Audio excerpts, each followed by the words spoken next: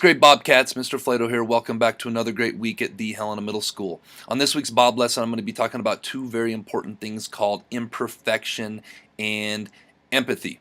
So without further ado, I'm going to get rolling on this due to time constraints. This week's B.O.B Lesson is going to be imperfection and empathy. But first, let's be our best this week at HMS. Let's be safe, let's be responsible, let's be respectful, and let's be a learner.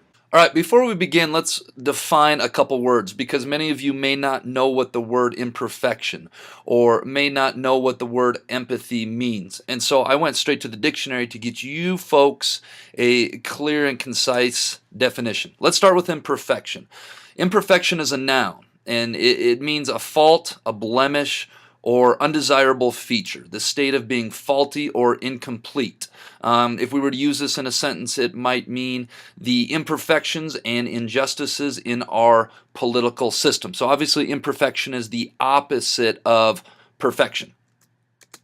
Empathy. Empathy is a noun, and empathy is the ability to understand and share the feelings of another. To use that in a sentence, when Tommy told me his dog passed away, I immediately became saddened for and with him. Empathy is when you can really put yourself in somebody else's shoes and you can feel and understand what they're going through, either because you've been there before and you have felt those feelings and emotions before, or maybe because you just have high levels of empathy and you can understand and you attempt to understand what they are feeling. All right, let's do a little activity now, and I really wish I was in person in your classrooms right now so I could do this in person, but unfortunately I can't be everywhere at once. So we're going to have to do this through the computer screen, and I hope you guys buy into this. We're going to do a little activity really quick that's called How Would You Feel If?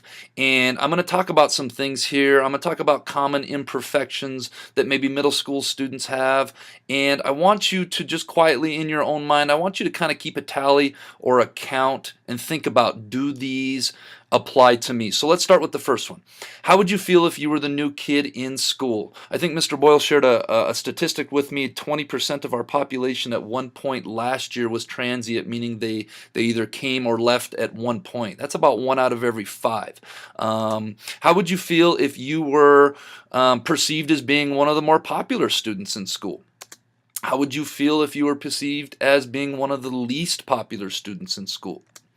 How would you feel if you came to school not always having enough food in your stomach? And that's not because you chose not to eat, but maybe because there just wasn't any food in your house or apartment or trailer or whatever it is that you live, and you just had to go without. How would you feel if someone made fun of you or called you names, or you felt like you were targeted? Somebody was always trying to ruin your day. How would you feel if your ethnicity puts you as a minority in this school? Where we live here in Helena, Montana, the majority of us are European Americans. That means that we're white, we're Caucasian, we have ancestral roots that came from Europe at one point or another. Newsflash, unless you are a Native American, we are all immigrants here at the United States and in this school. So if your ethnicity is Asian American or African American or Latino or Native American, you are a minority at this school. How would you feel if you're between homes at the moment, or maybe you don't have a stable place to live? How would you feel if your parents are divorced? Unfortunately, the divorce rate in this day and age is about 50%. So approximately 50% of our students come from homes where they're living with mom or dad, or maybe just mom, or maybe just dad, or maybe with grandparents, or with another family member. How would you feel if you lived in a blended family? And by a blended family, I mean you live in a family where you have other brothers and sisters through marriage. Maybe mom and dad got remarried, or you have siblings in the house that you don't share the same biological parents with.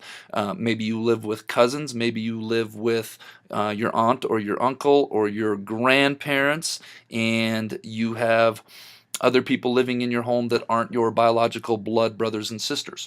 Many of us come from blended families. How would you feel if one of your parents was incarcerated? Maybe they are in jail or prison and they are not here to be a mother or father in person day in, day out. How would you feel if one of your parents is no longer here and has passed away prematurely? How would you feel if you're considered underweight? I grew up underweight. I probably still am. I grew up skinny, and I remember getting down in the fitness center. I remember we were doing wrestling things, and I still remember one of my peers giving me a hard time because um, my backbone, when I did a somersault roll, I think we were doing wrestling or something, it made an indent on the wrestling mats. And I still remember that downstairs in the fitness center to this day. I remember how that makes me feel. How would you feel if you were overweight and you struggle staying in shape?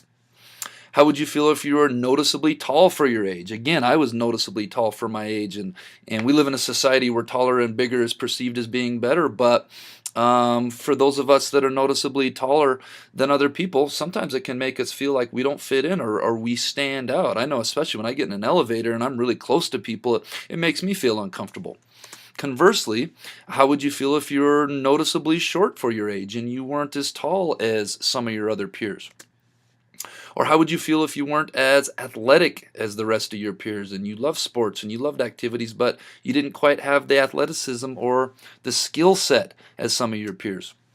How would you feel if you were required to wear glasses every day to be able to see your best? How would you feel if your parents can't afford to buy you new clothes or buy you new shoes that you really like? Let's take a moment and talk about this. Is it your choice to have parents that maybe can't afford to buy you the things that you want? Absolutely not. It's not your job to run the family finances or to go get a job. We are 100% dependent on our parents.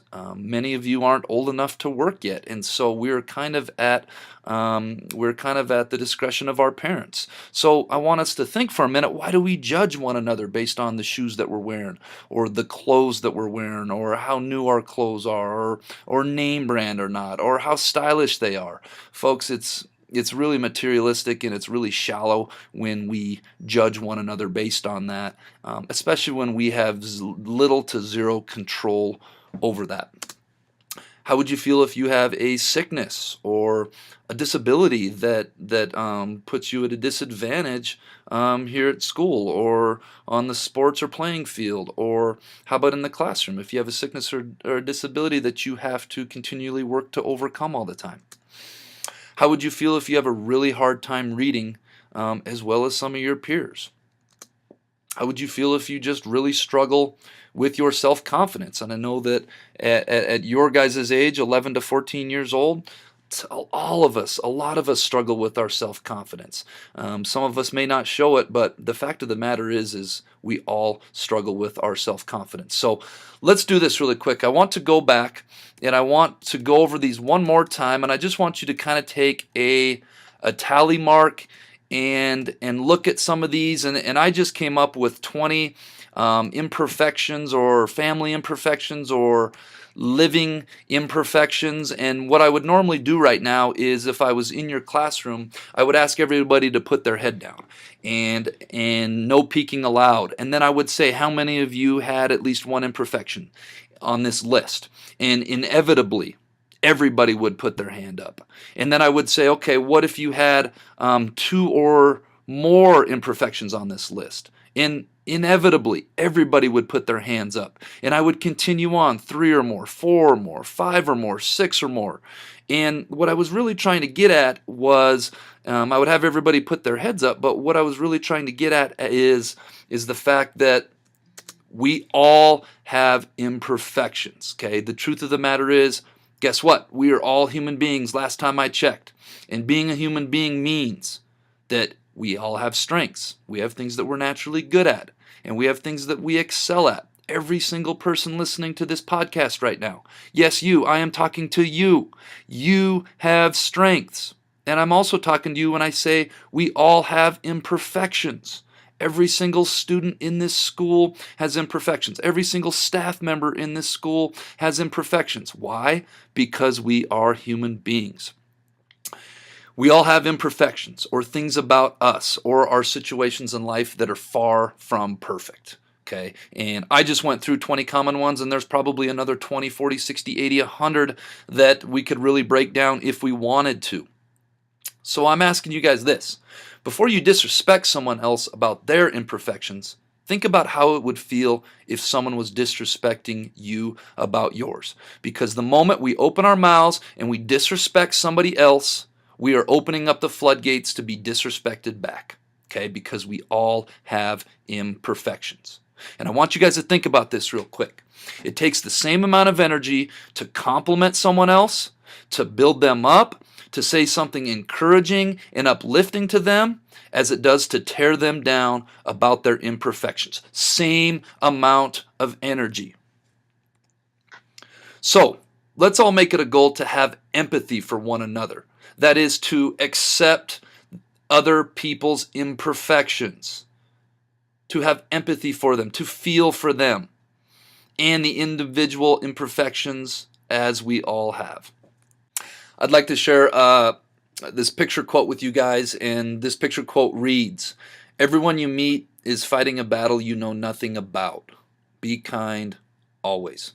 And what this picture is really talking about is something that I touched on earlier in this Bob lesson, that every single one of us has imperfections. But above and beyond those imperfections, we all have things in our life that we are struggling with, that we are trying to overcome, that is trying to beat us down every single day. I was talking with a student last week, and I told that student, I said, about a year ago I got to a point in my life where I realized that life is like being at the beach. And I know when we think about being at the beach, we think that's a good thing, but what I was referring to is, any of you that have been to the ocean, the waves come and they try to beat us down. And then once that wave comes and tries to beat us down and it doesn't, we got another wave and another wave and another wave. And many of these waves that try to beat us down in life, we don't share with other people. We keep it to ourselves. We're private people sometimes, and I don't care who you are in this school. I don't care if you come across as being the most confident, achieved, well-to-do person in this school. Everybody has problems. Everyone you meet is fighting a battle you know nothing about. Therefore, be kind to everybody all the time. My quote of the week is, and I want you guys to think about this, how much better would our school, our community, and our society be if we all chose to build each other up rather than tear each other down? Something to think about for this week and for the rest of the school year and for the rest of our lives. And that takes us to this week's Jellybean Question of the Week winners, who are Abby Jaquez, Shelby Williams, Maria Mosier, Zachariah Beeman, and Evie Linden. The answer last week was Mount Rushmore. What four-man rock group doesn't sing? This week's Jellybean Question of the Week is, I can breathe but never talk. I can run but never walk. I can be picked but never be chosen. What am I? If you think you know, submit your answer to the Bob Box no later than Friday. Tune in next week to see if you are a winner.